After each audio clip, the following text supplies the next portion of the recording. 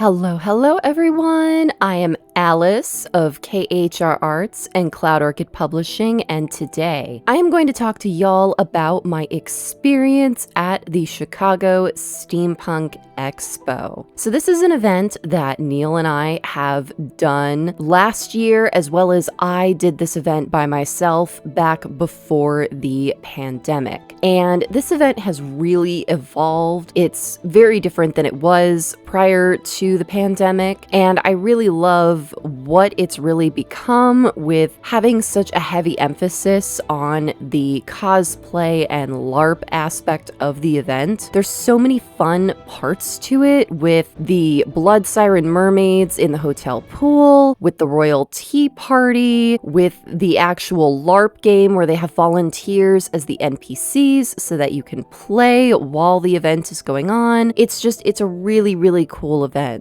However, for whatever reason, attendance was really down this year. There were just fewer people at the event. We noticed this in the dealer hall, that there just really weren't that many people walking around. And I scheduled us on Saturday for one of the royal tea party sessions. And after the tea party, we took that time to check out the upstairs dealer hall, as well as just walk around a little bit just to see, was it people just weren't making it down to the larger dealer room, or was it really that attendance was down? And unfortunately, it was just attendance was down. We asked the vendors in the upstairs dealer hall, and they said that traffic was really low. And then at the end of the event, unfortunately, it was just the general consensus of the vendors that we talked to that everybody had really low sales. They made significantly less than the prior year, and it was largely due to that low foot traffic. Neal was lucky in that he made a few sales. Unfortunately, I made none.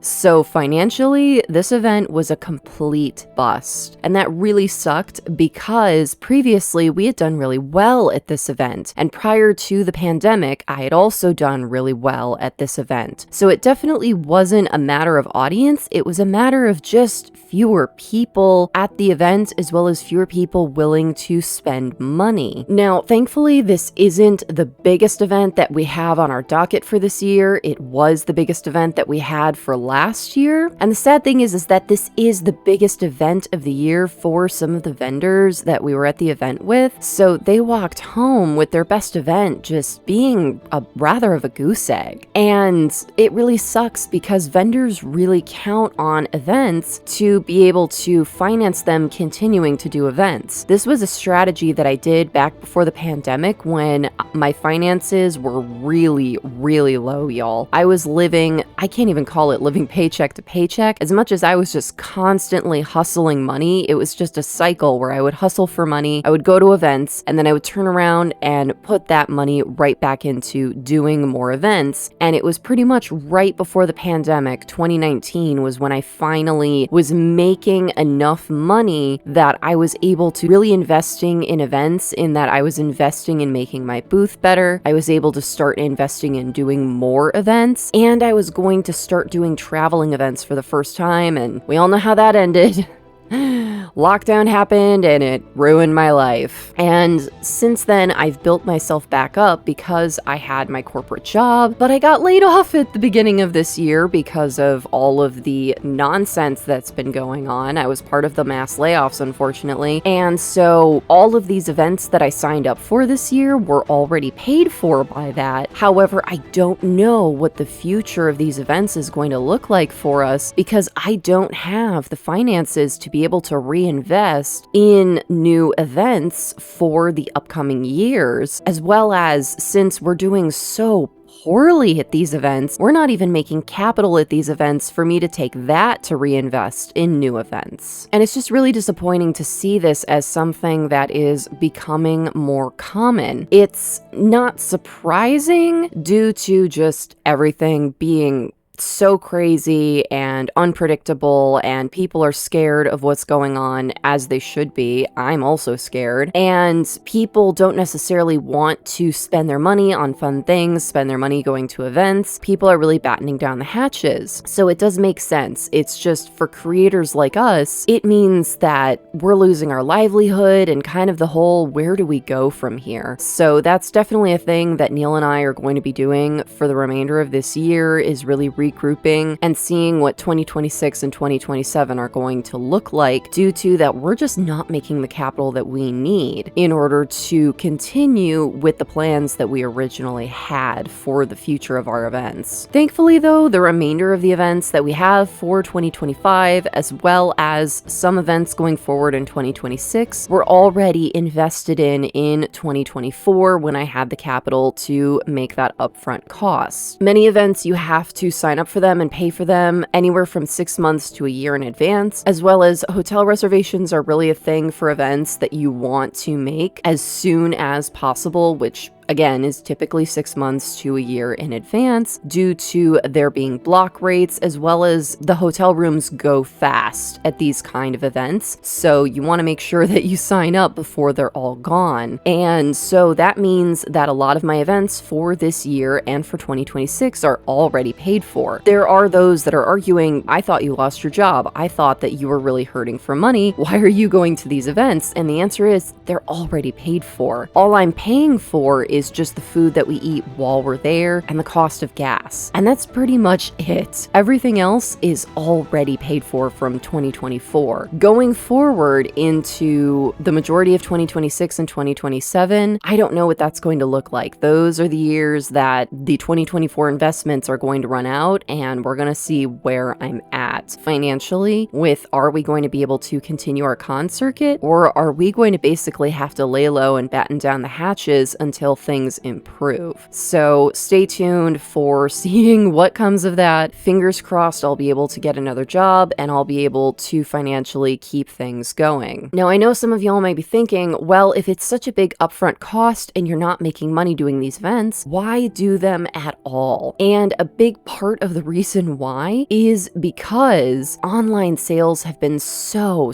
difficult. There have been so many changes with the different algorithms on this different social media platforms, as well as the way that a lot of the original platforms where our books are actually located has just gone downhill. Things like Amazon and drive-through have really changed how they present products to people, and it just really screws over small authors, small game designers, stuff like that. So on the native websites, sales are down, and it's really tough out there, especially with all the Amazon boycotts. Really, honestly, those boycotts hurt authors and really didn't hurt Amazon. And we're still feeling the brunt of those boycotts, even though they are largely over. And what really sucks is that people weren't even really committed to those boycotts. They were kind of a farce where people were buying a whole bunch of stuff before the boycott was scheduled to go into effect, and then bought a bunch of stuff right after the boycott was announced to be over. So it was kind of like, you were going to buy this stuff anyway. What was the point? And then all it did was just hurt indie authors. And now there's a lot of stuff in the online writing communities where bookstagrammers are poo-pooing indie authors, being like, how dare you be on Amazon, blah, blah, blah. And we're all kind of like, well, as opposed to where? Where are we supposed to be? Where are we supposed to have our books? Because the entire advent of Amazon was the answer to having somewhere besides just the traditional publishing industry in order to publish your books. And that's the other problem, is that the traditional publishing industry is also really battening down the hatches. They're not taking on as many books as they were in past years. They are also battening down the hatches. Book sales are starting to go down because of, well, everything that's going on. People are spending less money. And so there are fewer slots for people to be traditionally published, as well as I've discussed in my other videos, just all of the issues with traditional publishing, that there's so much gatekeeping, there's so much misogyny, there's so much racism and culturalism, and at the end of the day,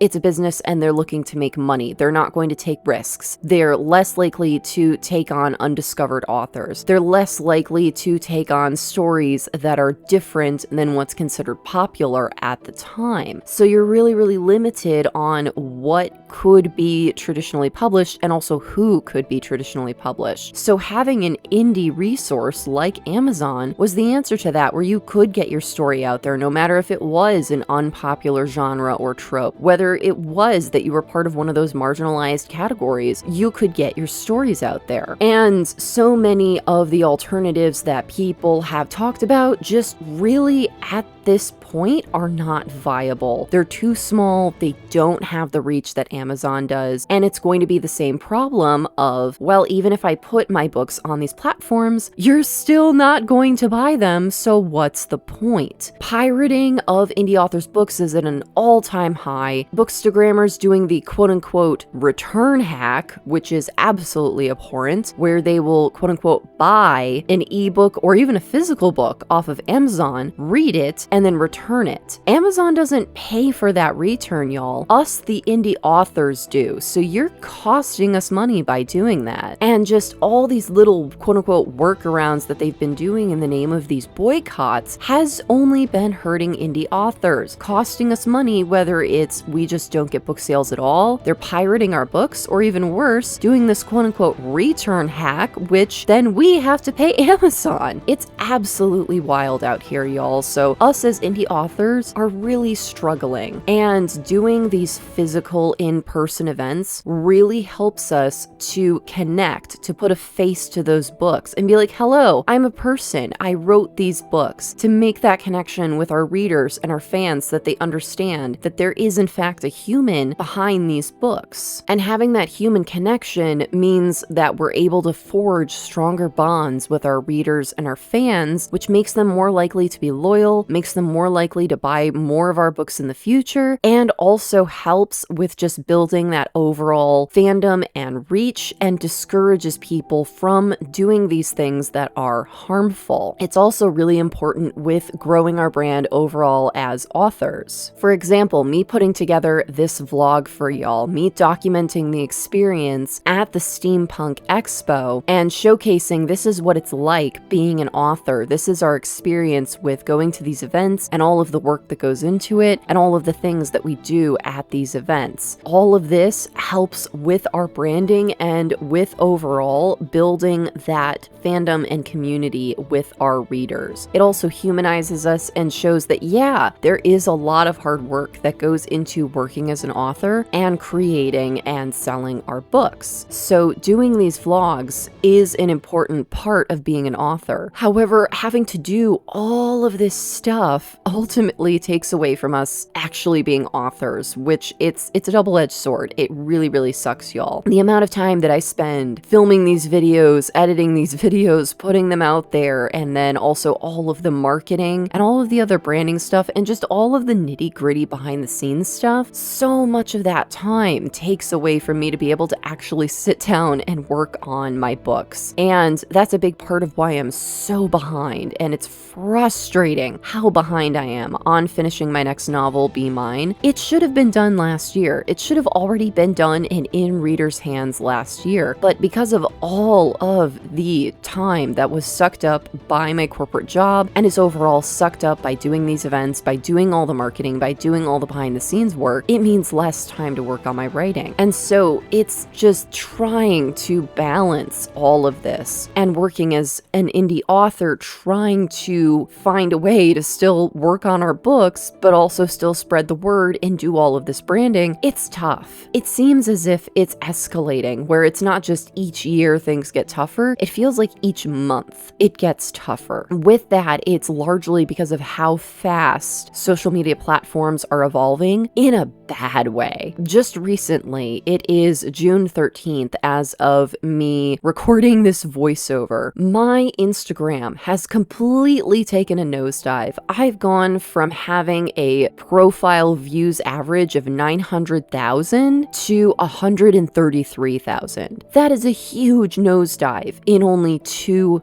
weeks. Less than that. And I found out it was because I made a post about Pride, and it was a combination of just bigots who had somehow found their way onto my Instagram, which was rather hilarious and just kind of like, wow, what are you doing here? How is it not obvious to you what kind of platform I'm running here? But also that the algorithms on the social media platforms have really capitulated to all of the nonsense that's going on, and they're really hardcore throttling and even shadow banning people who are talking about certain topics, and unfortunately, Pride is one of them. And I have lost nearly 300 followers in the past couple months. That is significant in such a short amount of time. And it just really, really sucks because, again, it goes to that whole we have to work harder than ever just to get our books in front of audiences, and growing our audiences at this point almost feels impossible. It's really take one step forward, 10 steps back these days. These in-person events are really the only way that we can break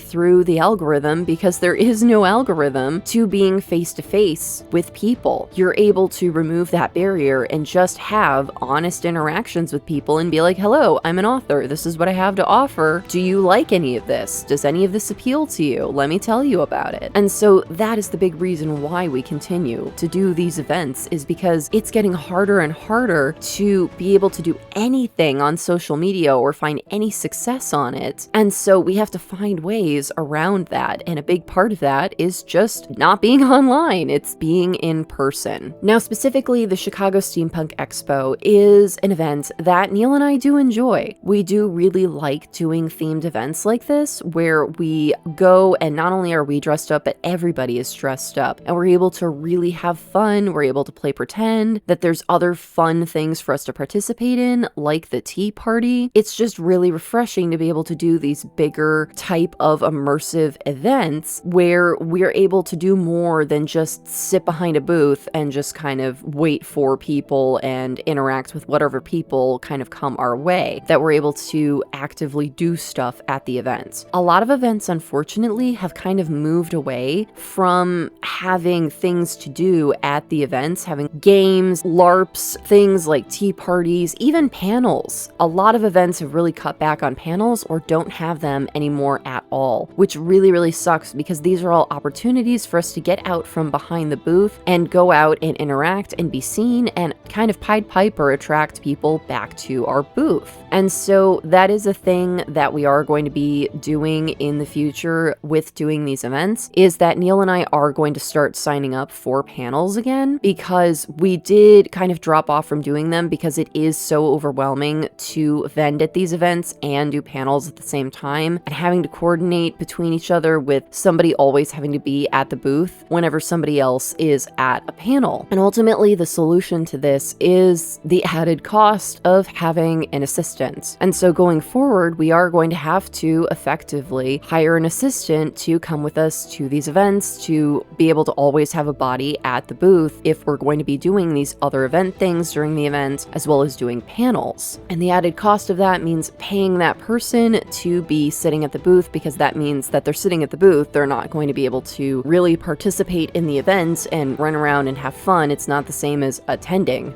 an event, as well as pay for the cost of them being there. So paying for their badge fee, paying for them to be put up in the hotel, paying for their food, all of that is added cost. And it just really, really sucks that it feels like in order to continue moving forward with being able to continue to do these in-person events and do them successfully, it's going to cost even more money. And it just feels like this game now where it's very pay to play, just like all the social media platforms now are also very pay to play. Everything is just becoming so expensive. And I feel like that's a thing that people are just not appreciating with not just the author experience, but really any creative person's experience, is because it's becoming so expensive for us to be able to do anything that we do, that it's so many many social media platforms are moving toward that you will be throttled by the algorithm, that they won't show your stuff to people unless you pay for paid ads. And even then, there's a threshold on that, where unless you pay above a certain dollar point, those ads are completely pointless and a waste of time. The algorithm will be like, oh, you're not investing the way that a company does. You're not a big player. So yeah, we'll like throw your ad out there to like a handful of people, but we're not going to actually give it the reach that you're paying for. And so that's expensive, that it's like, do you sink that money into those ads at that payment threshold in order to get anything seen, or do you keep struggling against the algorithm? Because we're at the point where there is no in between. Years ago, before the event,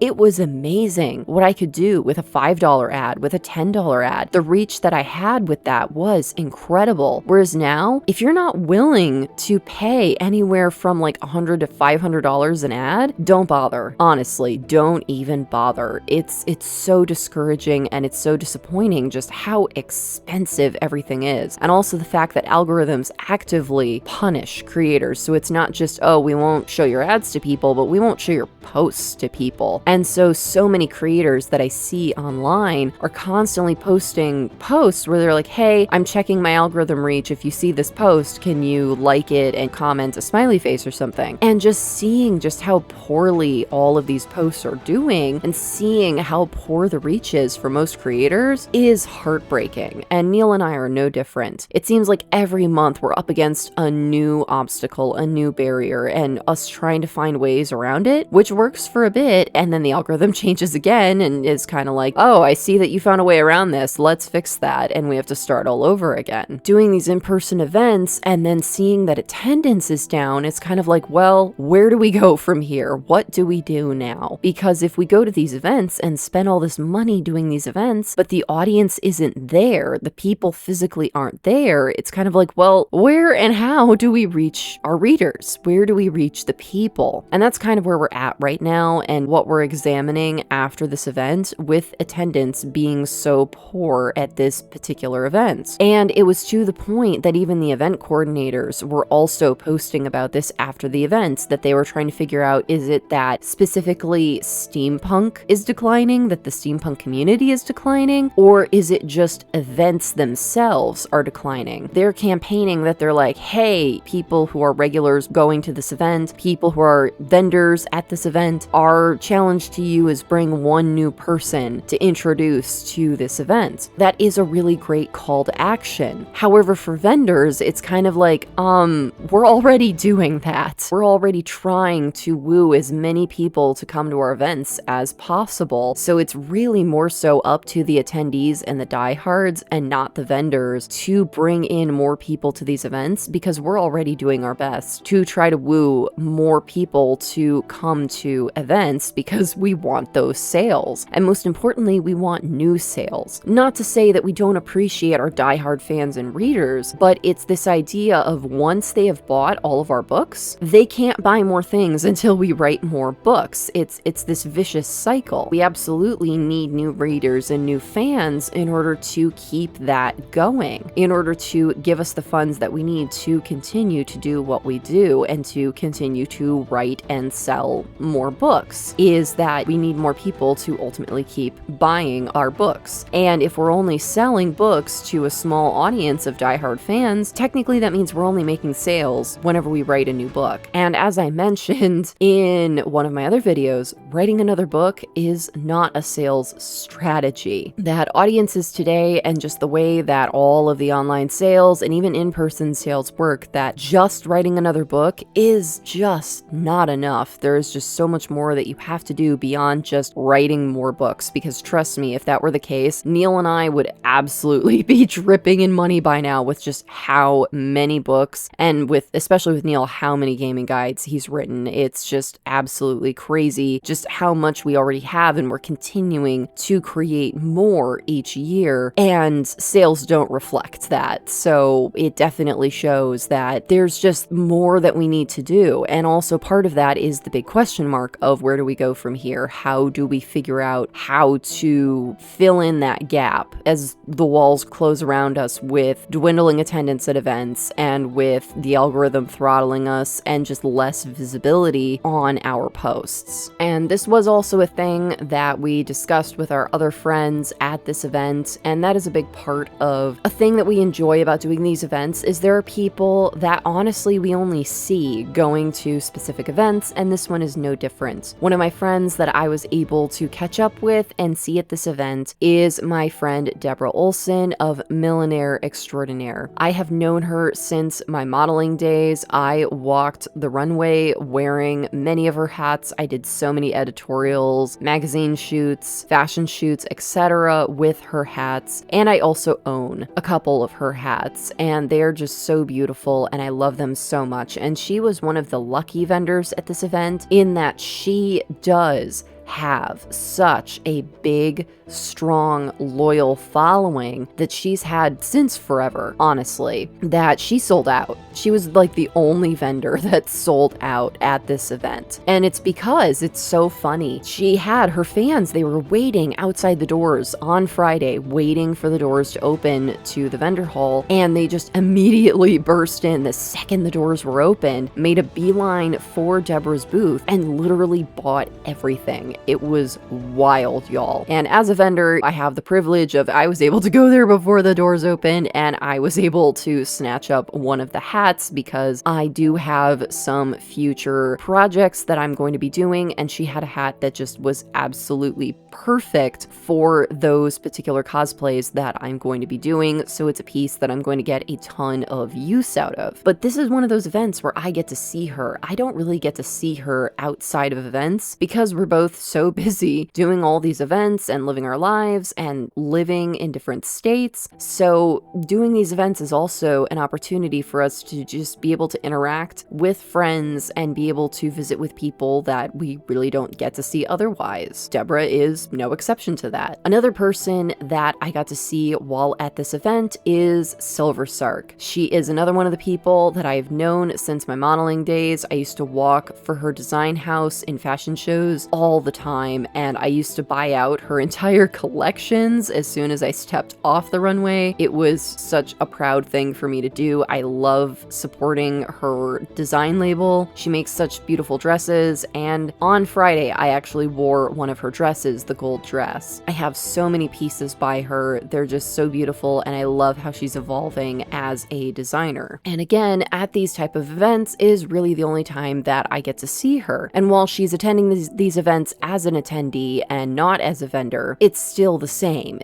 She lives in another state and she's busy with her own events and with her design house and with her job and all that stuff, and I'm busy with everything that I do, that we are very limited on when we get to see each other. So these rare opportunities when we get to see these kind of people is so precious to us, and also a big motivator for doing these events is being able to spend time with these people who are important to us and who are big supporters of us. Both Neal and I also have other friends who are vendors as well as who are attendees at these type of events who, again, we only get to see at these events, and we were so glad that we were able to spend time with them. And it's not even like we get to spend oodles and oodles of time with these people. It's a few minutes of conversation here and there, just kind of wandering around while the dealer's hall is quiet, as well as going to the after parties once the vendor hall closes. And that's also one of the fun activities that we like doing at these events, is after the vendor hall closes, I then get out of my very epic, cumbersome cosplay and I'll put on something a bit more comfortable, and we go down to the party floor, specifically Barfleet, and go to the parties and just hang out. It's both a networking opportunity and a hangout opportunity that we get to hang out with these people. We get to kind of rub elbows with other people. We get the opportunity to interact more freely with other people that could be potential new readers and fans, bring them back to our booth for the next day, all that kind of thing. As well as it's just a chance to be social and unwind, which both of us, we have very limited time to be able to go out and do social event type things. And so it's kind of this way baked into something that it's like we're already here for quote unquote work. To be able to have fun and socialize and stuff is really important. And that's a big thing with creators, is that it's hard for us to be able to make time to do events and to do things that are literally just, I'm just here to have fun and socialize, because we have 1,001 things we need to do behind the scenes, and making the time and space for doing a very time-intensive thing like that is hard. So taking the opportunities where we can at events where it's like, I'm already here vending anyway, I may as well go to the after party after the vendor hall closes type of thing. And we had so much fun, and I feel like it also reflected the low attendance at the event that the Barfleet party was the only after party going on, which was really surprising because there's usually at least anywhere from 4 to 6 after parties run by different groups. So this was really surprising that there was only one party going on, and we even went and explored the party floor to see maybe we missed one. Nope, there was only Barfleet. While Barfleet is typically one of the best parties and they do a really good job and we always have fun, it was just kind of like, wow, there's only one party. And then the fact that there was only one party and it wasn't even that crowded. Like usually Barfleet parties are very, very crowded. So the fact that there was only one party and it wasn't super crowded really spoke to just how low attendance was at this event this year. And so we'll have to see, is this kind of a barometer for how our events for the rest of the year are going to go? Or was this just because of the timing of what's going on right now, and then this event just happened to be during all of this upheaval? We will see. And that is a thing that I feel like with my next event will be a really good indicator. Is the next event that I have is at the end of this month in June, the Getting Witchy With It in New Orleans event. This is run by a completely different company. It's a completely different style of author event. It has completely different goals and parameters, as well as it's in a completely different location. So I feel like that will be a really good test to see, okay, is attendance down at this event too, or is this event really healthy and really doing well? We'll have to see, and of course I'm going to do a vlog for that, and I'll report back on how that event goes. Fingers crossed it goes really well, because I really, really need an event with good sales, y'all, because thus far it has been a really rough year, and we're like effectively halfway through, so first half of the year, terrible.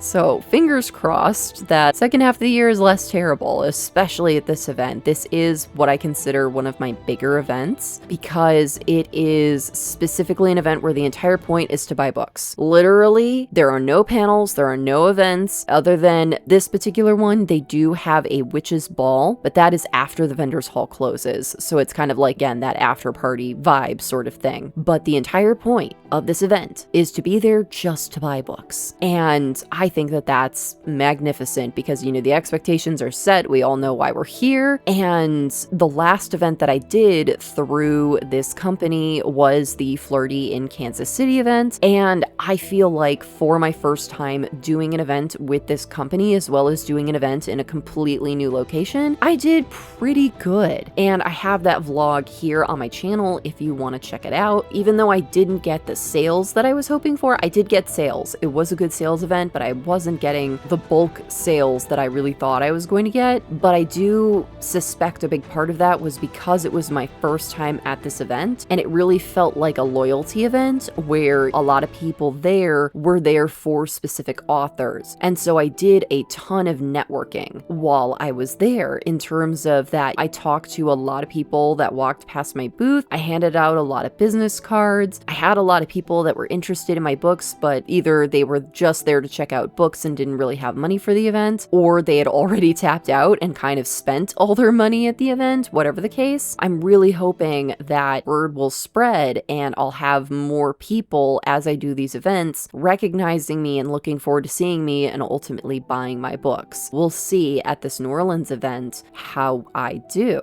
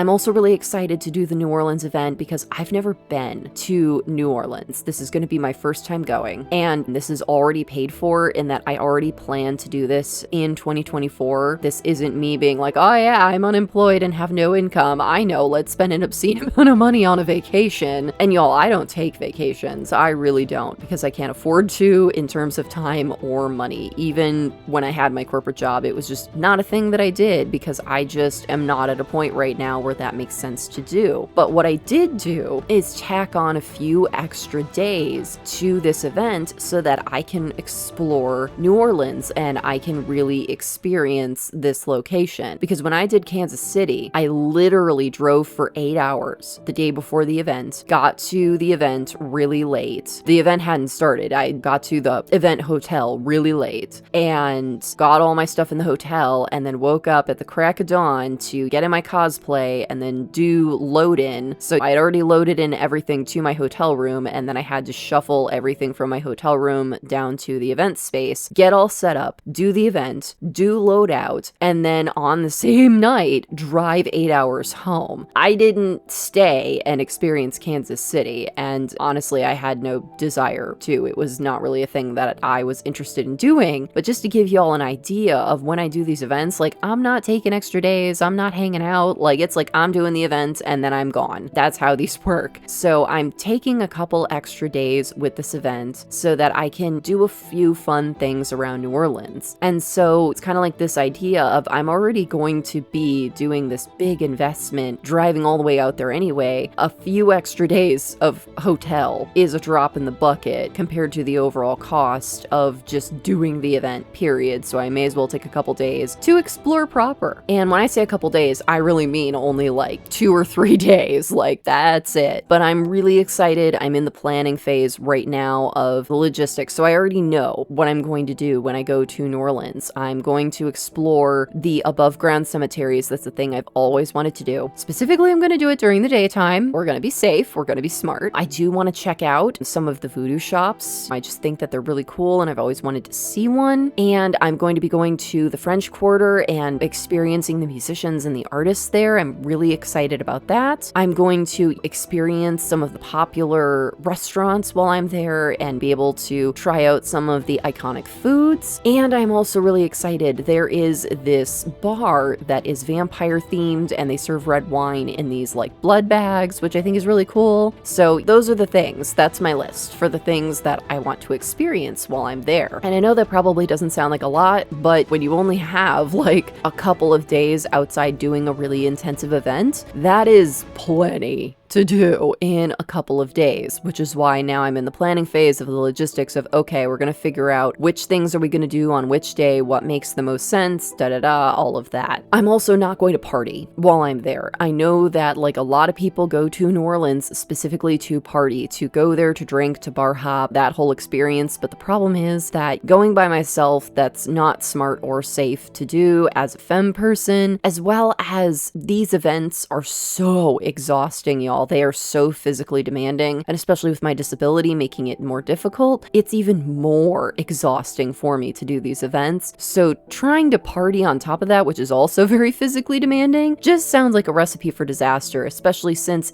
it is going to take 2 full days of driving. So the last thing I want to do is really party it up, be completely physically destroyed and exhausted, and then go drive home for literally 2 days. Just no, that sounds like a terrible plan. So when I say that I'm going to go to the vampire bar, I'm going to have like 1 or 2 glasses of wine, and that's it. Like, we're not partying, we're not getting drunk, we're just going to have like a nice hour or 2 at this cute vampire bar, and that's gonna be it. But I am really looking forward to experiencing New Orleans, experiencing the culture. It's something I've always wanted to do, and to be able to kind of check this off my bucket list is really exciting. It's also really awesome that I was able to invest in this event for 2026 as well. That was another 2024 investment, so I will be able to do this again. And so while I'm there, if there are things that I see while I'm there that I'm like, oh, I don't have time to experience this, I can plan to be able to experience it next year. So really excited excited about that I'll be able to have the opportunity to do this again and to be able to explore more of New Orleans. And just like the steampunk event, the New Orleans event is themed. It's called Getting Witchy with It, so I am going to be putting together a cosplay for that, as well as I'm going to be putting together some fun outfits to wear to New Orleans, because I'm going to be doing a lot of vlog content while I'm there doing those different activities, and you know your girl's gotta look good doing it. And that is also a really big part of what drives us to do these events, is both me and Neal really do love doing cosplay. We love LARPing, we love playing pretend. This is an activity that we love doing together, and so doing events like the Steampunk Expo, that is a big driving factor for us, is to have a time and space where we can get all decked out and just really enjoy the experience of getting dressed up and showing off and all of that. It's really, really fun for both of us. And this event in particular was a part of, as we like to call it, the busiest week ever TM. Back in May, we had a week that was just absolute hell. It was so awful. It was so busy, but honestly, we were both really, really glad that we did it, because it set us up for the rest of the month as well as June to be able to get a lot of stuff done in a short amount of time. Part of that week was planning our outfits for the Chicago Steampunk Expo. And so it was during the busiest week that we did the Oak Lawn Public Library event. And unfortunately, that event was just a really chaotic day for us. So I ended up not getting the footage that I needed to be able to do a vlog for that. So unfortunately, I don't have that on my channel for y'all. It was a really low-key event, so there wasn't really a lot to report anyway. We also did really poor sales at that event, so again, not a whole lot to report. So it was that weekend we had that author event, and I came out on Thursday and I left on Monday. So we had 5 days where we had this library author event. We had a full day photo shoot where I did all of the Marie Antoinette content for my Marie Antoinette cosplay. So this was multi-pronged, where I was doing photos for a jewelry designer, Bijou Limon, that I've been advertising, as well as to have content advertised for the 2 really massive big events that we're looking forward to later this year, the Enchanted Kingdom Ball and the Bookworm Ball. This photo shoot was really important for a lot of content that we need to post between now and then also planning all of the outfits for the Chicago Steampunk event. So my car, y'all, was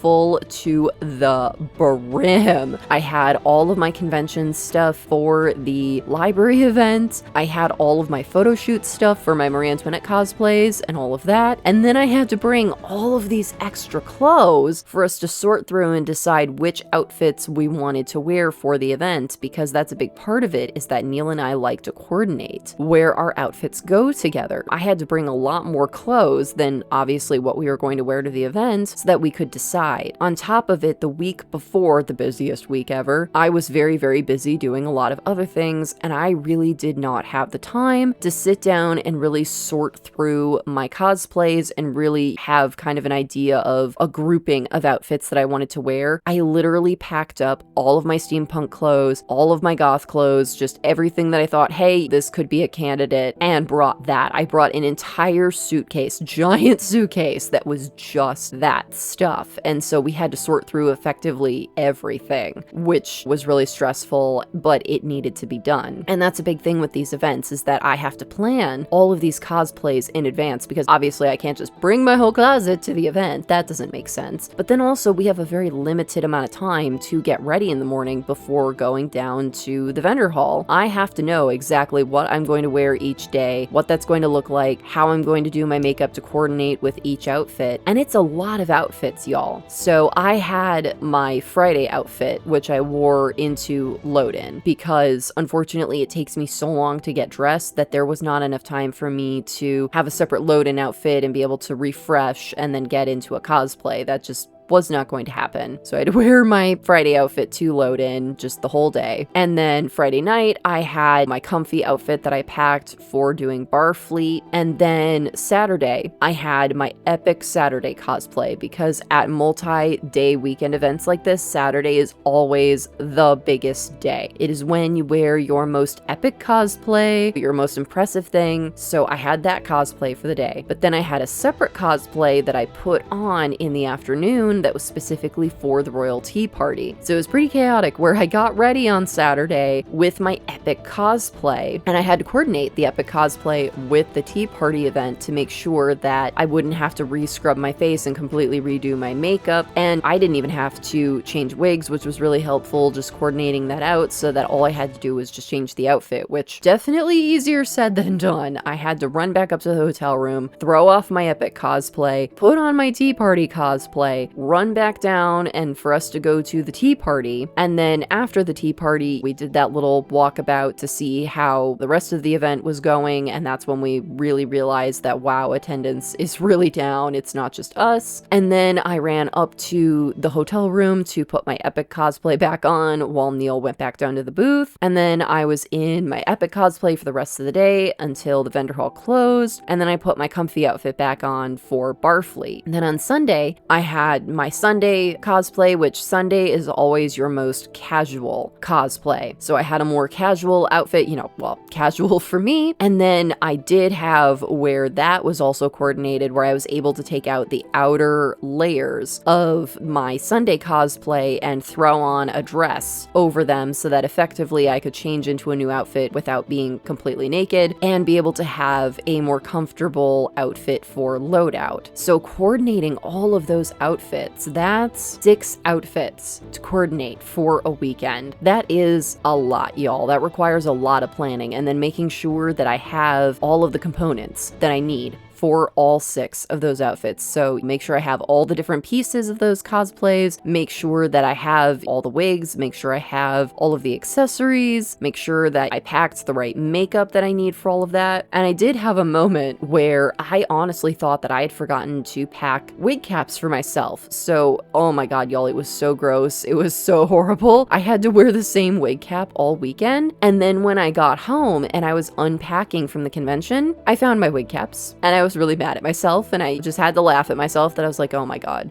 But that's just how strapped for time and how stressful this can be, that I spent a good part of Saturday morning trying to find my wig caps, and I just couldn't find them. And at a certain point I just had to be like, you know what, we just have to get dressed. We just have to suffer with a dirty wig cap and just get dressed. We just gotta roll with it. I'm sure if I had spent more time I could have found the wig caps, but the problem is that you don't have that luxury at these events. You don't have a lot of time to waste looking for stuff, and that's a big part of why we do that, where we plan in advance all the things we're going to wear so that we're not wasting time being like, what do you want to wear? I don't know. What do you want to wear? And do I have all the things for this? I don't know, and all that. So going forward, I am going to pack my wig caps in a different part of all of my luggage so that I don't lose where they are again the way that I did. It was just very stupid, y'all. It also did not help that like 90% of all of the stuff was black. So it was like, oh, I'm gonna try to find this one black thing in this sea of black things, which anybody who wears a lot of black clothes knows that struggle, that it's like, good luck finding anything. Everything just blends together. And that's kind of what happened, was it was just buried in a bag that was full of other black stuff, and the wig caps are for the most part black. So I was just like, okay.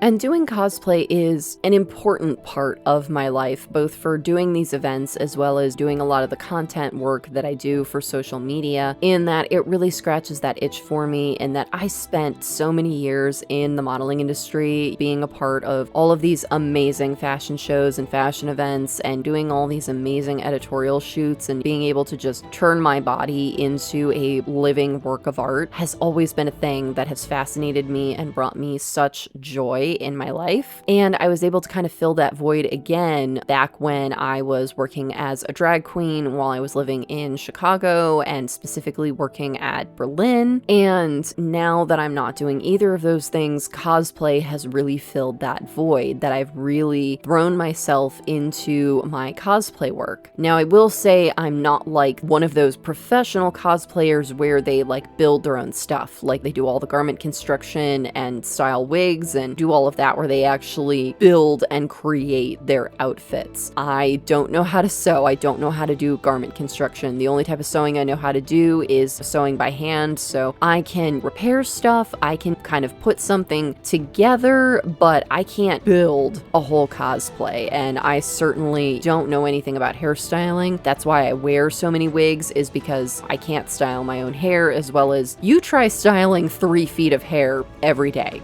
No thank you. Just put on a wig and call it a day. That's how I live my life. I depend on these amazing designers like Silversark, like Deb, like Looking Glass Garments, just all these different people that do create these custom things that I commission, or they just happen to have something on hand that they already built that I'm like, oh, this is perfect for this thing. And then going online and finding cheap pieces that I'm able to mix in to keep the cost down, but it works for the overall thing that I'm trying to create. So that's the type of cosplayer that I am, where I like put things together, and I'm not necessarily trying to cosplay specific characters. Like, while I do have some cosplays like that, I do have a couple of Sailor Moon cosplays, I do have a Suigento cosplay, I do have an Ash Ketchum cosplay, like I do have some specific character cosplays, but for the most part, they're not really specific characters. Like even Marie Antoinette, like there's a lot of leeway on what you can do with that. But a lot of this is mostly about building an outfit, building just this living artwork that I'm like, I'm going to arrange all these different things on my body. I'm going to, I like to call it, have a painting adventure on my face. I'm going to have my wig coordinate with everything, and building that outfit is what's fun. And that's the same thing that Neal does too, is he collects these different pieces and puts together these different outfits to kind of create these different personas, and it's just having an adventure with your own body, and we both get a lot of enjoyment out of that. And it's just a different style of cosplaying, where it's like, I don't look like this on a random Tuesday sitting here at my computer, because why would I put in all of this work to look like this for no reason? As well as a lot of these items, you don't want to just wear them every day like that, because that's unnecessary wear and tear. These are things that we wear for events, for photo shoots, for content, because we don't want to wear them out any faster than we already do with all of the hard work that we put into doing events and content. And doing it this way also means that we can get a lot of life out of these different pieces, because we can mix and match them and put them together and just really have a lot of different ways of doing these, so that cosplays don't get old. Because that is a problem that professional cosplayers who do craft their own outfits, as well as it's for specific characters, run into, is that they have to retire characters, because it's like, oh, I've already worn this cosplay at so many events, I need a new cosplay now, I need to do a new character now. And even the wear and tear, that over time it just destroys the cosplay. Things start to rip, things start to break, things just start to break down. There are even specific cosplays where it's they can only wear it so many times, and then they just have to pitch it, because there are certain cosplay components that you can't wash, and BO is a thing. So that's another thing that we're able to avoid, is that because a lot of this stuff is clothes, it's not constructed stuff, it's clothes that we can just throw in the washing machine. So that's a big part of it too, that does help in our favor with planning for these events and stuff, is that we don't have to worry about, oh, how smelly is my cosplay? Is it time to throw out this cosplay or this piece or whatever? But at the same time, these pieces do get wear and tear, and there are plenty of pieces that I've had to retire, that I've had to throw out, that I've had to give away, all that kind of stuff. And so continuing to update our cosplay wardrobes to continue to find ways to keep them fresh and fun. And that was a thing that I was really struggling with during the busiest week ever, when I brought over all of my clothes and had to sort through them. Was I was having that moment where I was like, oh my god, the cosplays that I did last year in 2024 for the Chicago Steampunk event were so epic. They were so amazing. And I was like, what do I do? How do I match that? How do I be even more amazing this year than I was last year? And what am I even going to wear? And I know this sounds so silly, that it's very much the woman standing in her closet with all of her clothes on the floor being like, I have nothing to wear. And that was very much the vibe that I was having. But we pushed through it, and we made some really amazing cosplays, and I was really thrilled with how everything turned out. I think that the cosplays this year looked so cool, so badass. I feel like they really went along with the theme. This year's theme was Cthulhu, and even though I don't really know like a lot of in-depth lore about Cthulhu, I know the broad strokes, and Neal was giving me a crash course on it, I feel like it really fit the vibe of the event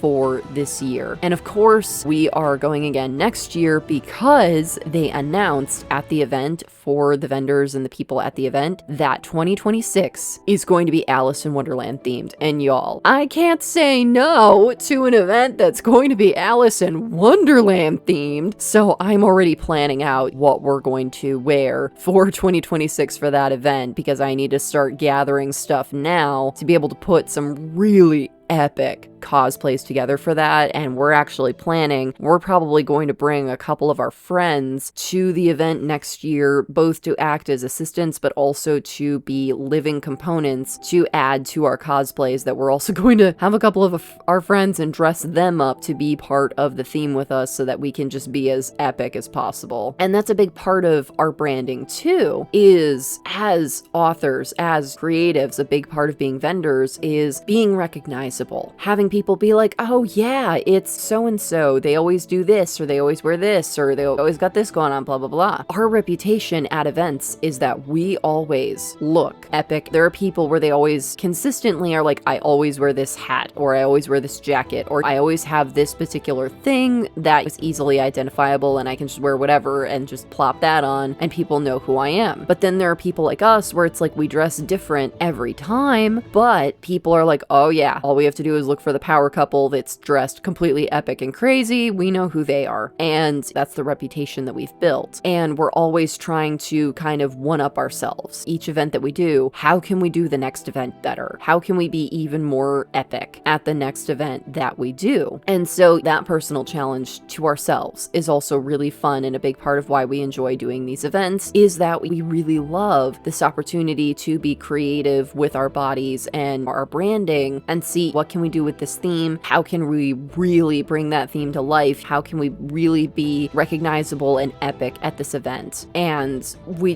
really throw ourselves into that. And of course, Alice in Wonderland, y'all, I am Alice. So it is going to be epic. So be sure to stay tuned for that, because oh my God, y'all, the plans we have, it's going to be incredible. And of course, doing these events, a big part of the logistics and planning is the physicality of load in and load out, and the overall branding of what our booth looks like. So that was also another hiccup that we had at this event this year, is that we did the thing that a lot of vendors do when they have an event that's a regular event on their con circuit, is they will sign up for next year's event at the event. Last year, 2024, on Sunday, we signed up to do 2025, and then when I got home after the weekend, I then sent my payment and we reserved our booth space. Some events let you be able to pick your booth space and reserve it. Others are kind of a lottery system and you kind of get what you get. But for this one, it is you get to pick your booth space. And we picked the same booth space for 2025 that we had 2024, which is this particular booth space that you see in this vlog. And the reason for that is it's close to the door, as well as the way that it's spaced out, and we're by a wall really helps, because that's also a safety issue, that we don't want stuff falling on people, and we also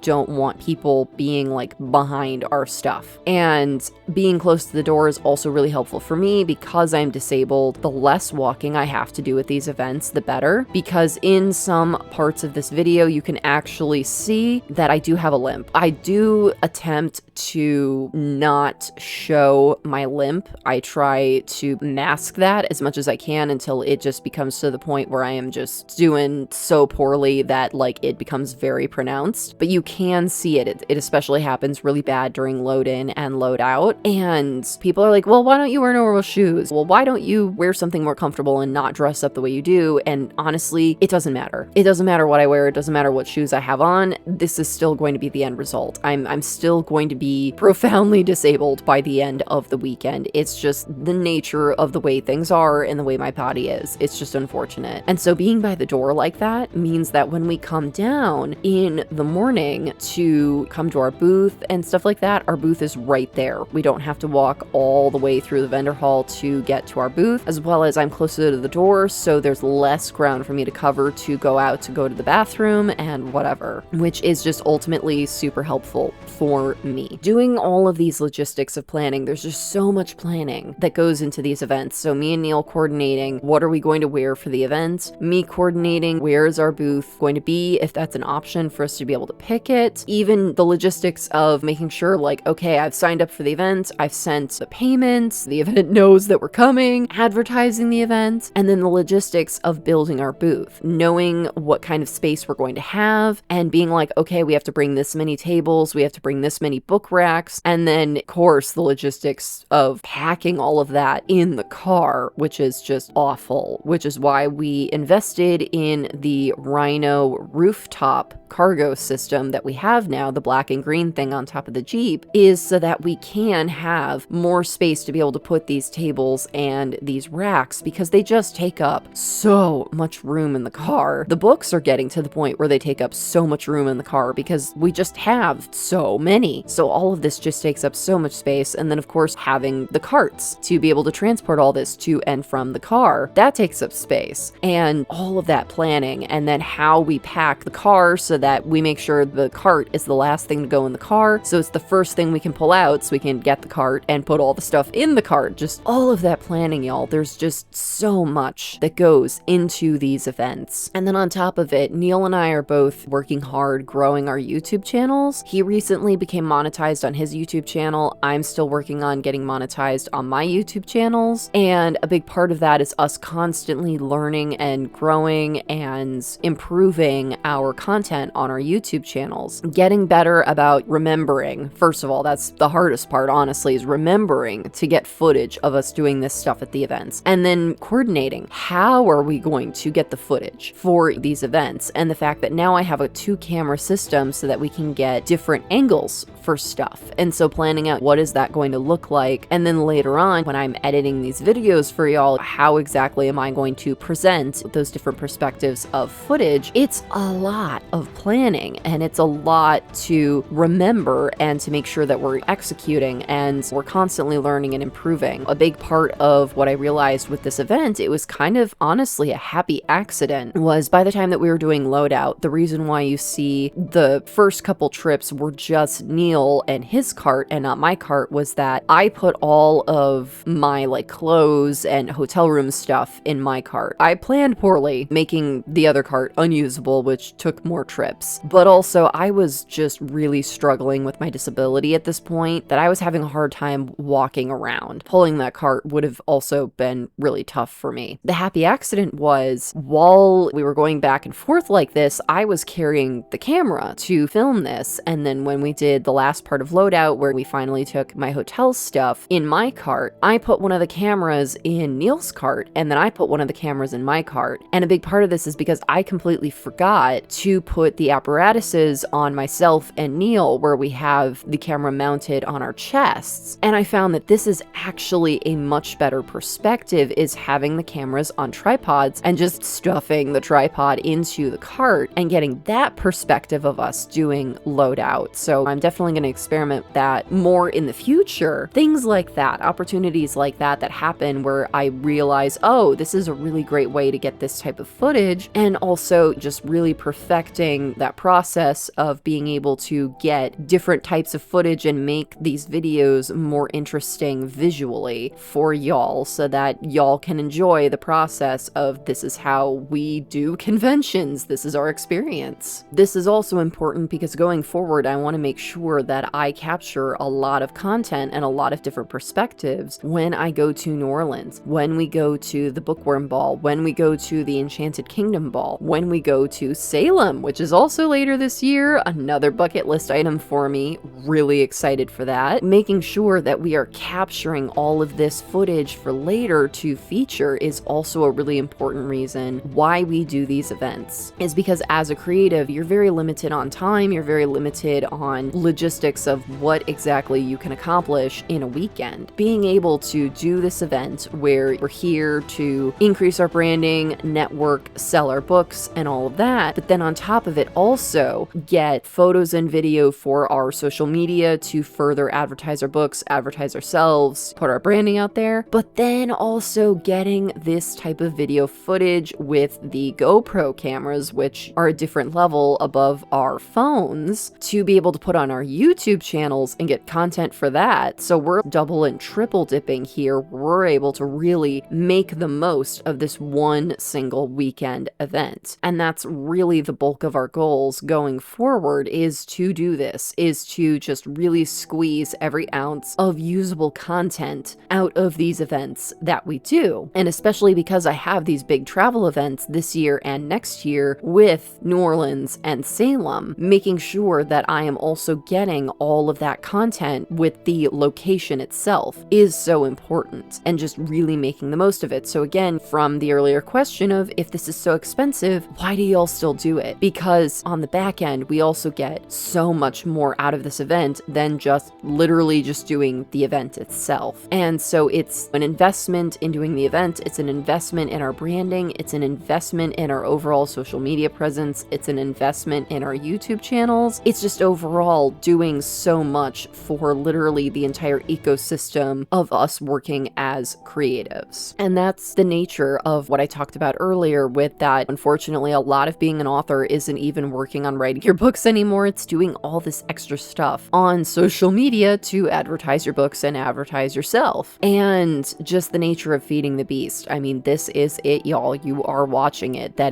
we have to go to the event, and we have to network at the event, and we have to do cosplay at the event, and we have to do events at the event, and we have to get content for the event, and we have to get video footage for the event so that we can then post on social media about the event, and then we can do a vlog on YouTube. And all of the coordination that goes into doing all of that is just an absolute beast, y'all. It is so much. And even this video has now taken me 3 days to complete. It's because the different angles of footage that I got and these new things that I've learned with editing video and being able to make it more visually interesting, to add these different aspects to it. All of it is a learning curve, and unfortunately, the better you get at these things, that means the more effort goes into it, the more time that goes into it, because the process becomes more complicated as you learn to do more complicated things. And that's kind of how it goes, is that now I have 2 camera perspectives. I need to meld those cameras perspectives together in a way that makes sense. And like, a big part of what took so long with this was, like I said, with the cameras being in the carts, we had the 2 perspectives. I had to kind of marry those 2 perspectives with that I'm gonna get this amount of footage from camera A for this amount of time, but then when I go to get the continuing footage from camera B, I have to clip that so that it matches up with where the footage ends from camera A, so that I'm not repeating footage, and it all flows together seamlessly so that y'all see one continuous event rather than these weird choppy pieces of video. And there's just really an art to that. It's so funny because that's literally what my brother does for a living. He works in LA and he creates commercials and movie trailers for movies like Disney and Pixar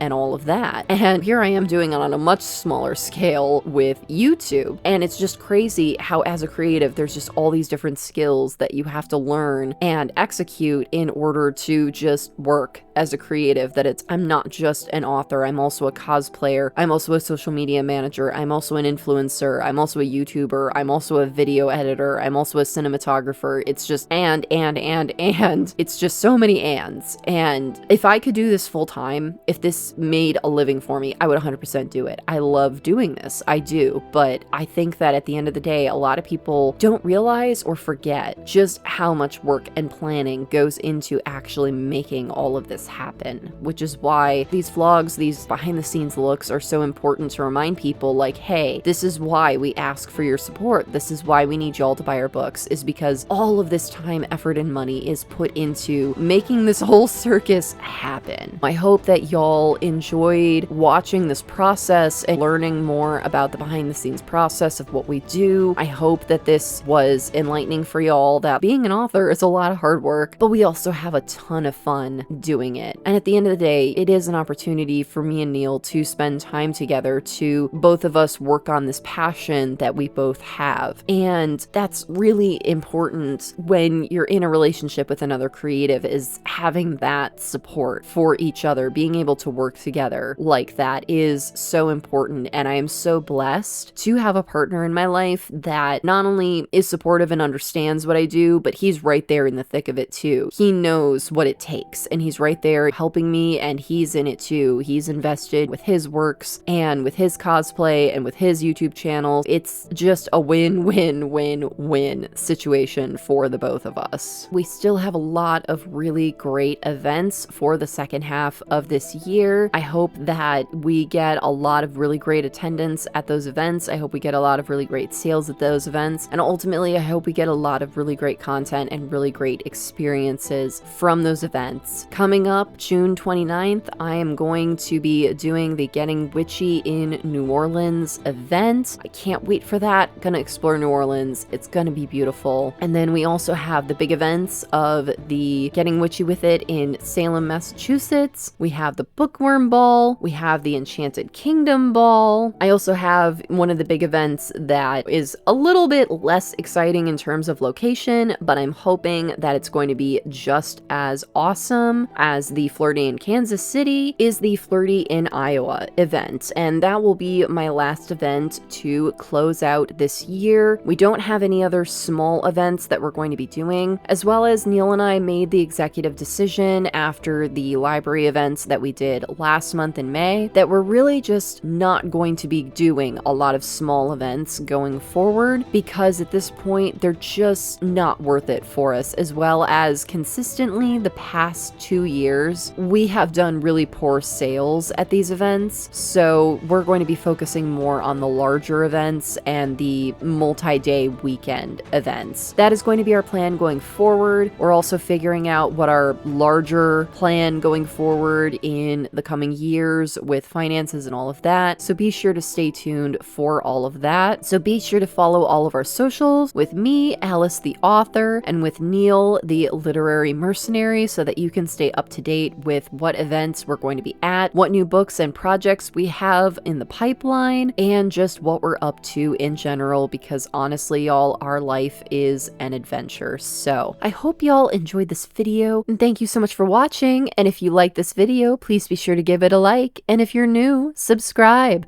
All right, y'all, thank you so much for watching. Take care. Bye bye.